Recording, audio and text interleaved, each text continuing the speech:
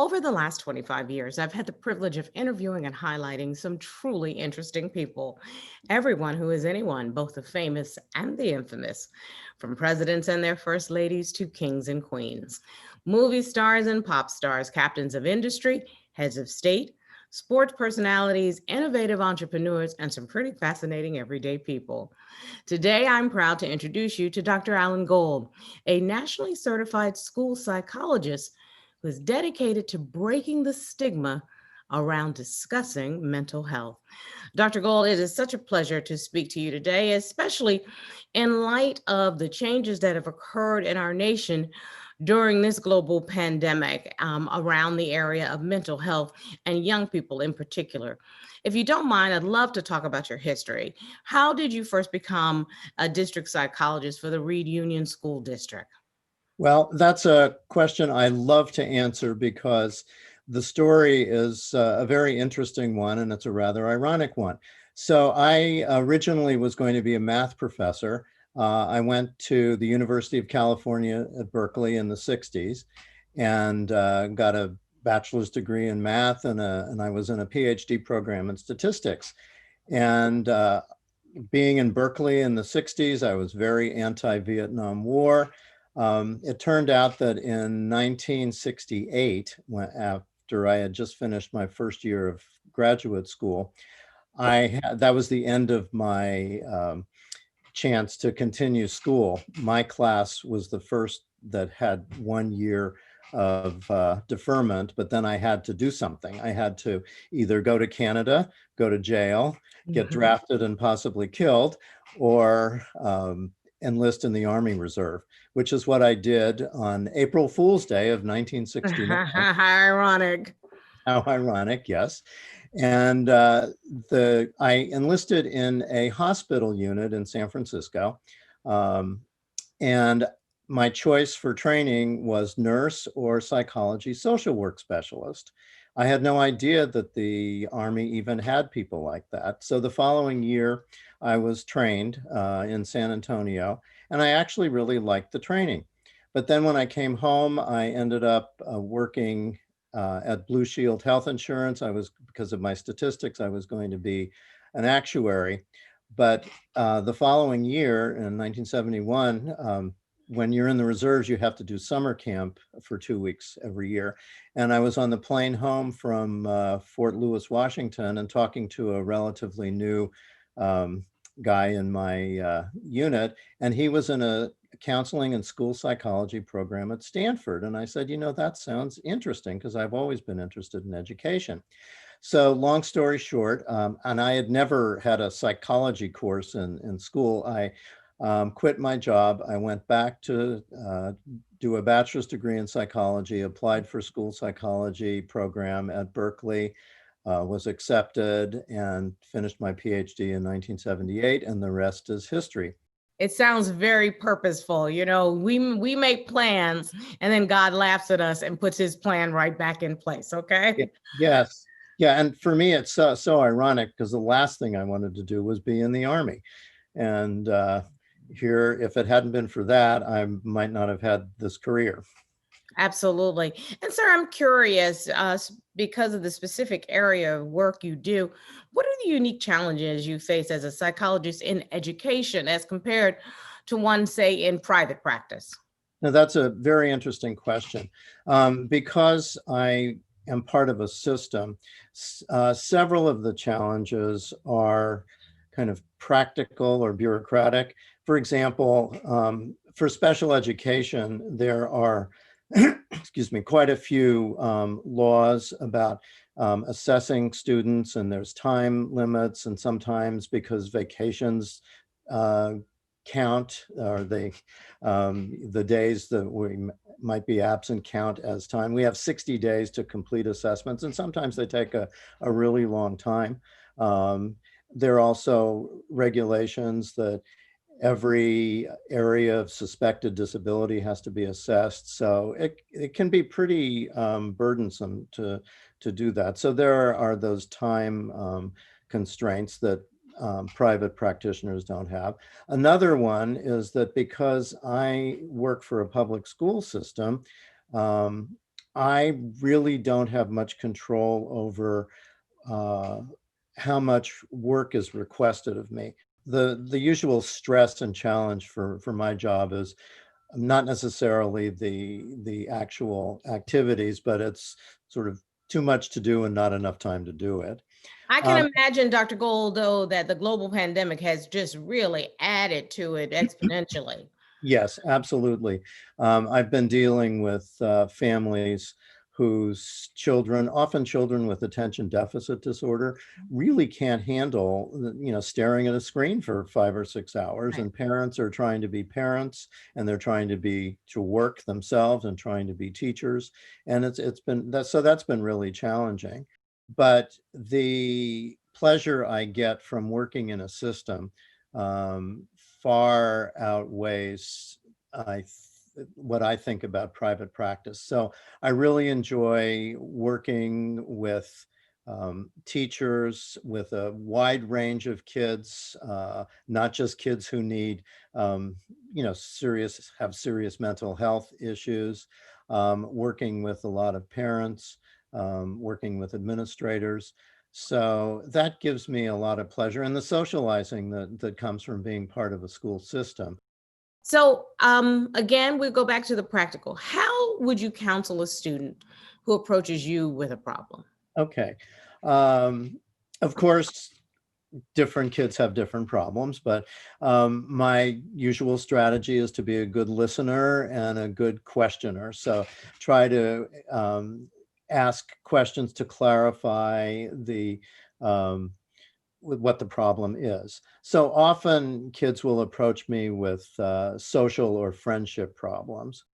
Teachers don't have the time to sit with students and solve their social problems, but I let them express, well, but this is what I don't like when you're doing. And I also have them, talk about things they do like about the other person, because usually they've been friends at some point and then something goes wrong. So that's that kind of counseling. If there's a family problem, we'll certainly talk about that. I've certainly worked with lots of kids of divorce. Um, a lot of kids these days have problems with anxiety and stress. Um, so I really try to help them um, handle the stress. A lot of kids are they put a lot of pressure on themselves. Again, it's a high achieving area. So what I try to do is help them understand their internal voices. Kids who will say to themselves, "Oh, unless I get it perfect, I'm no good." That kind of thing, or I'm just so worried about everything. And we really talk about it's cognitive behavioral therapy actually, but we talk about good and bad voices and how to manage those. I also teach kids how to put things in perspective. Well, Dr. Gold, I'm going to pick your brain a little bit. I'm a new mother. I have a bonus son. He is 15 years old, and Okay. I'd be one of those helicopter parents that want to the heck out of you. But he is a quite extraordinary young man. We've been in each other's lives for 5 years. And what I have found, though, I mean, this child is so smart, so driven.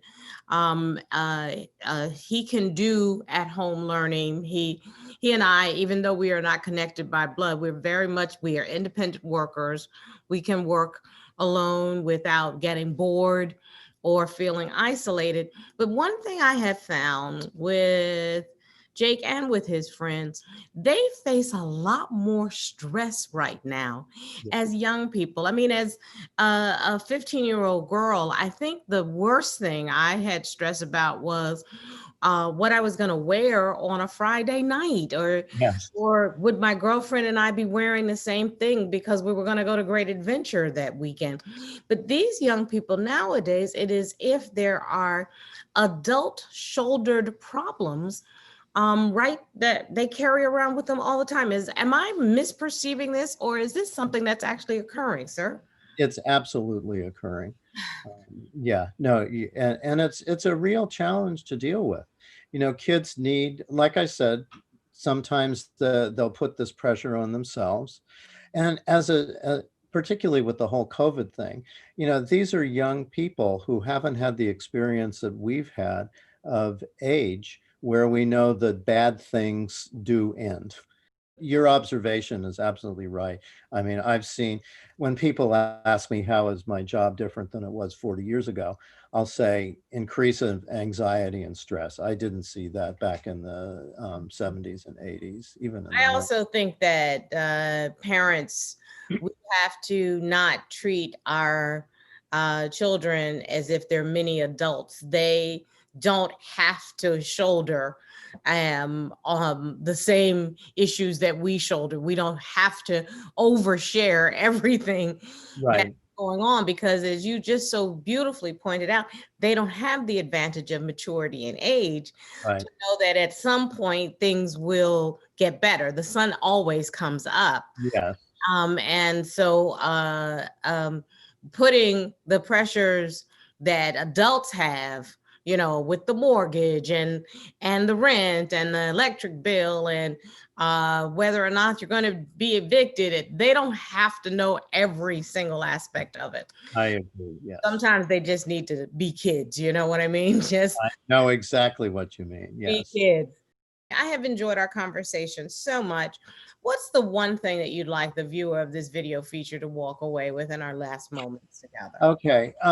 Well, the basic thing is for viewers to recognize how important school psychologists are in addressing all the mental health issues and developing healthy and successful kids and adults. So without the opportunity to talk about these things, all the challenges and stresses, I really worry about what can happen, depression, drug addiction, failure in school and in life. And they need to recognize that there are these trusted adults that are available, that they can develop relationships with, and that kids can learn techniques to deal with these challenges. And so one of my main goals has always been to destigmatize mental health services. So in my job, and again, because it's a small district, I can do these things. I try to have all kids get to know me. I'll go into classes. I lead class discussions. I even do cameo appearances in school plays. Heard about those. And so they can see that I'm human and silly and warm and caring and approachable. And so that way, when they grow up, if they need to deal with mental health issues, they don't have to be embarrassed about it. They'll have a positive experience, and they see that. And I want to be a role model for people that to know that there are people that can help them. Yes, indeed. Dr. Gold, your solution-oriented but very caring approach is one that all young people need to have as they are developing in their adolescent years. And I just want to thank you.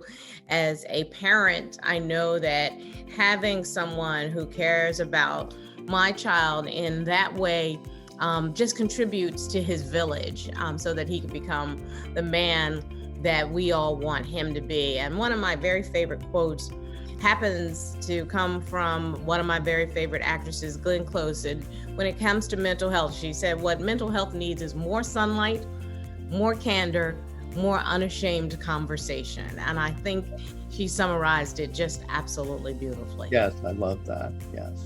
Dr. Gold, thank you so much for your time today. I wish you the very best, and thank you for your service to our community. And I totally appreciate it. It was a pleasure to meet you, and I loved this interview. Thank you so much.